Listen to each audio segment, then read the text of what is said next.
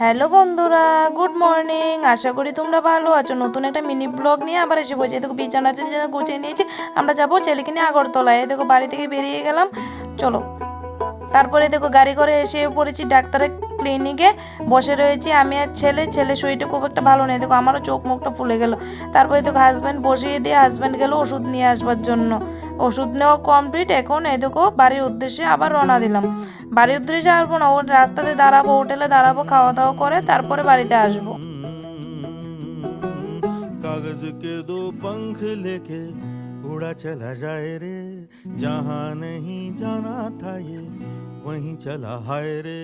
उम्र का ये ताना बाना समझ न पाए रे, जुबां पे जो এই দেখো হাজবেন্ড গিয়েছে, আমি গিয়েছি। এই দেখো ছেলে হাজবেন্ডের কোলে বসে রয়েছে। ডাক্তার থেকে বাড়িতে আসছি। ভিডিওটা ভালো লাগলে লাইক কমেন্ট সাবস্ক্রাইব, টাটা।